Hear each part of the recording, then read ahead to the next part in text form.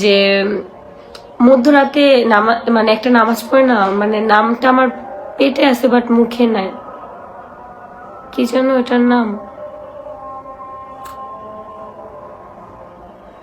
মানে রাত 2টা 3টার দিকে একটা নামাজ পড়ে না, 3টা 4টার দিকে, যে অনেকেই নামাজটা পড়ে, নামাজ পড়লে নাকি অনেক ভালো, বা যারা হচ্ছে অনেক কষ্টে থাকে দুঃখে থাকে, মানে সব সময় নাকি নামাজটা পড়া যায়, বাট আল্লাহর কাছে নামাজ পড়ে যা চায় আল্লাহ নাকি তাই দেয়।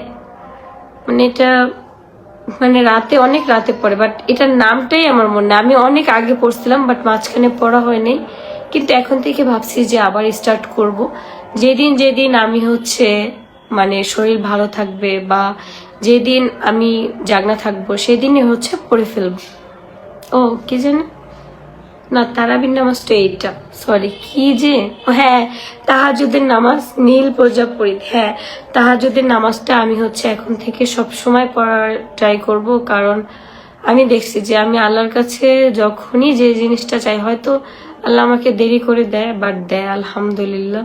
আমি যে বেনামাজি তারপরও যে আল্লাহ আমাকে এত পরিমাণ ভালোবাসে, এটার জন্য আমি আল্লাহর কাছে সবসময় শুকরিয়া আদায় করি, সবসময় শুকরিয়া আদায় করি আল্লাহর কাছে।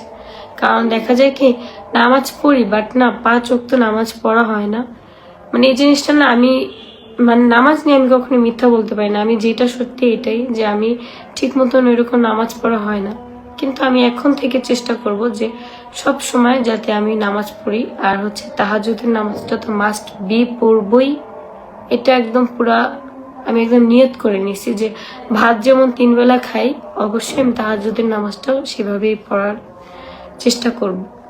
তো আজকের লাইফটা এই পর্যন্তই, সবাই সুস্থ থাকো, ভালো থাকো, সবার জন্য অনেক অনেক দোয়া আর ভালোবাসা, আর সবাই আমার গলার জন্য দোয়া করো যাতে করে আমার গলাটা ঠিক হয়ে যায়। আপু তোমাকে আমি স্বপ্নে দেখছি, কি দেখছো স্বপ্নে? তো আজকের মতো এই পর্যন্তই, সবাইকে টাটা বাই বাই।